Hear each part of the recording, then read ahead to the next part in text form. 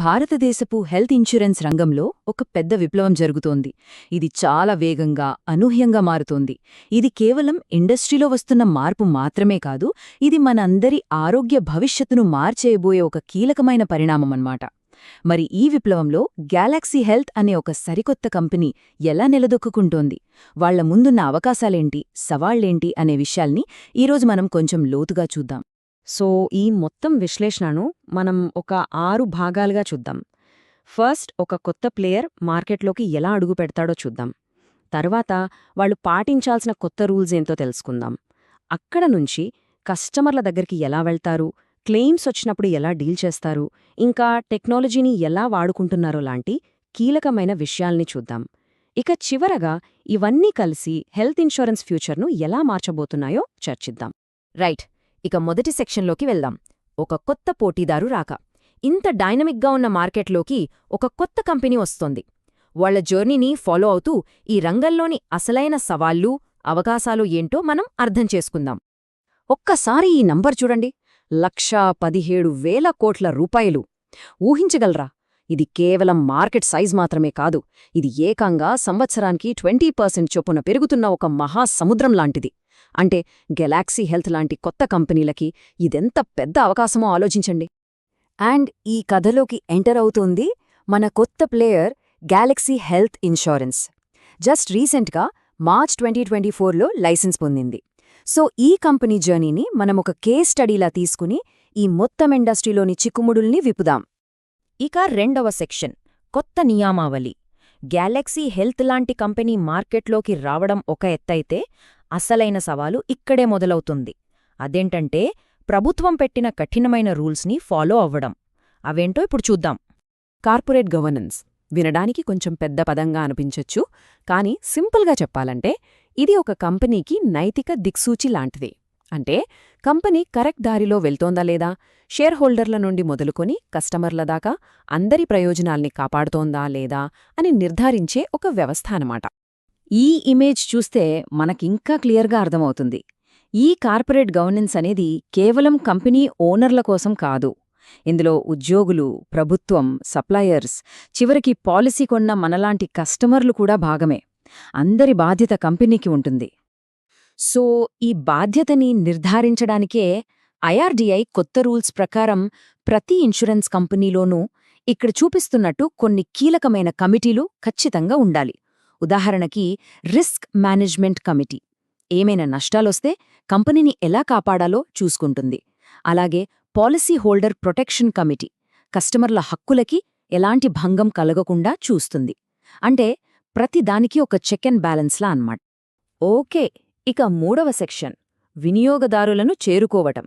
Rules అన్నీ పాటించటం ఒక ఎత్తైతే, అసలు కస్టమర్ల దగ్గరికి వెళ్లడం మరో పెద్ద సవాలు. గ్యాలక్సీ హెల్త్ లాంటి కొత్త కంపెనీ తన పాలసీలను ప్రజలకు ఎలా అమ్ముతుంది, వాళ్ల స్ట్రాటజీ ఎలా ఉండాలి? ఈ చార్ట్ ఒక ఇంట్రెస్టింగ్ కథ చెబుతోంది. చూడండి, హెల్త్ ఇన్సూరెన్స్ సేల్స్లో ఏ ఒక్క పద్ధతికి పూర్తి ఆధిపత్యం లేదు. ఏజెంట్లు, బ్రోకర్లు, ఆన్లైన్ ప్లాట్ఫామ్లు దాదాపు అన్ని సమాన వాటాతో ఉన్నాయి. దీని అర్థమేంటంటే గెలాక్సీ హెల్త్ లాంటి కొత్త కంపెనీకి ఒకే దారిమీద ఆధారపడకుండా రకరకాల మార్గాల్లో కస్టమర్లని చేరుకునే అవకాశముంది. ఇక్కడ గమనించాల్సిన కీలకమైన విషయమేంటంటే అమ్మే విధానం కస్టమర్ని బట్టి పూర్తిగా మారిపోతుంది.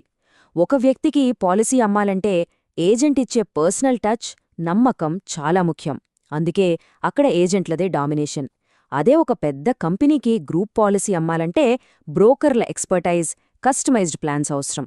సో గ్యాలక్సీ హెల్త్ ఈ రెండింటినీ బ్యాలెన్స్ చేయగలగాలి. ఇప్పుడు 4వ సెక్షన్, క్లెయిమ్ల కూడలి. ఒక ఇన్సూరెన్స్ కంపెనీకి అసలైన అగ్నిపరీక్ష ఇక్కడే మొదలవుతుంది. పాలసీదారుడికి డబ్బుతో అత్యవసరం వచ్చినప్పుడు వాళ్ల క్లెయిమ్ ప్రాసెస్ ఎంత ఈజీగా, ఎంత ఫాస్ట్గా ఉంది అనేదే ఆ కంపెనీ భవిష్యత్తును డిసైడ్ చేస్తుంది. గ్యాలక్సీ హెల్త్ లాంటి ప్రతి ఇన్సూరెన్స్ కంపెనీ ముందుండే ఒక ఫండమెంటల్ క్వశ్చన్ ఇది. క్లెయిమ్స్ వస్తే వాటిని మేమే డైరెక్ట్గా చూసుకుందామా, లేక ఈ పనిని వేరే వాళ్లకు అప్పగిద్దామా? ఈ యొక్క నిర్ణయం వాళ్ల సర్వీస్ క్వాలిటీని, స్పీడ్ని పూర్తిగా మార్చేస్తుంది. దీనికి ప్రాథమికంగా 2 దారులున్నాయి. ఒకటి టీపీఏ మోడల్, అంటే థర్డ్ పార్టీ అడ్మినిస్ట్రేటర్. ఇక్కడ క్లెయిమ్స్ పనిని ఒక మధ్యవర్తి కంపెనీకి అప్పగిస్తారు. రెండవది ఇన్-హౌస్ మోడల్. ఇక్కడ ఇన్సూరెన్స్ కంపెనీయే డైరెక్ట్గా తన సొంత టీంతో క్లెయిమ్స్ని చూసుకుంటుంది. ఒకటి మధ్యవర్తి ద్వారా, ఇంకొకటి నేరుగా. టీపీఏలని ఎంచుకుంటే కొన్ని లాభాలున్నాయి.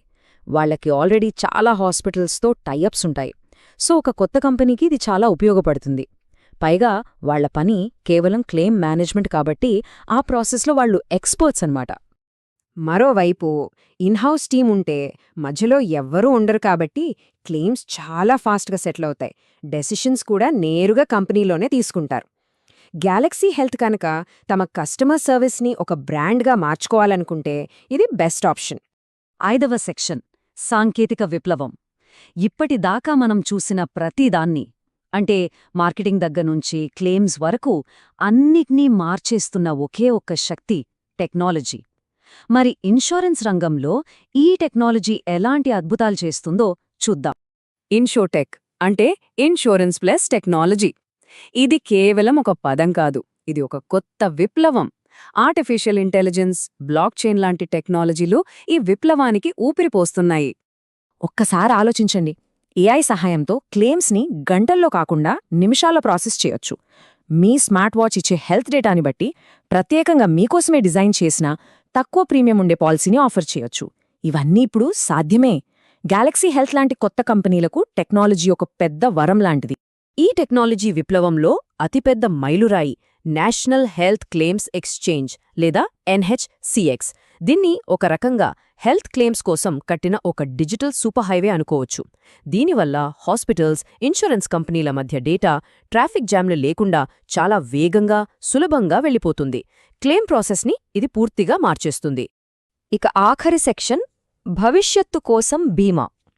ఇప్పటిదాకా మనం చూసిన ఈ మార్పులన్నీ కలిసి ఎలాంటి ఫ్యూచర్ను నిర్మిస్తున్నాయో చూద్దాం. Let's look at the big picture. ఈ కొటేషన్ చాలా పవర్ఫుల్. కొత్త కార్పొరేట్ గవర్నెన్స్ రూల్స్ అనేవి కేవలం పాటించాల్సిన నిబంధనలు కావు. అవి కంపెనీలు ఈ కాంపిటిటివ్ ప్రపంచంలో కేవలం బ్రతకడానికే కాదు, అద్భుతంగా రాణించడానికి అవసరమైన ఒక వ్యూహం. సో ఫైనల్గా మనం నేర్చుకున్న ముఖ్యమైన విషయాలు ఏంటంటే, 1. కఠినమైన రూల్స్ వల్ల కంపెనీలపై నమ్మకం పెరుగుతోంది. 2. మార్కెటింగ్ స్ట్రాటజీలు మరింత తెలివిగా, టార్గెటెడ్గా మారుతున్నాయి. 3. క్లెయిమ్ సర్వీస్ అనేది కస్టమర్లను గెలుచుకోవడానికి ఒక యుద్ధరంగంలా మారింది. ఇంకా అన్నింటికన్నా ముఖ్యంగా టెక్నాలజీ ఈ రంగాన్ని పూర్తిగా మార్చేసి మనకు పర్సనలైజ్డ్ అనుభవాన్ని ఇస్తోంది. చివరగా ఒక ముఖ్యమైన ప్రశ్నతో ముగిద్దాం. ఇన్ని కొత్త నియమాలు, ఇంత కొత్త టెక్నాలజీ, ఇంకా గ్యాలక్సీ హెల్త్ లాంటి కొత్త కంపెనీలతో ఆరోగ్య బీమా నిజంగా అందరికీ అందుబాటు ధరలో సమర్థవంతంగా మారుతుందా? ఇది కేవలం ఇండస్ట్రీకి సంబంధించిన ప్రశ్న కాదు, మనందరి ఆరోగ్య భద్రతకు సంబంధించిన ప్రశ్న. దీనికి సమాధానం కాలమే చెప్పాలి.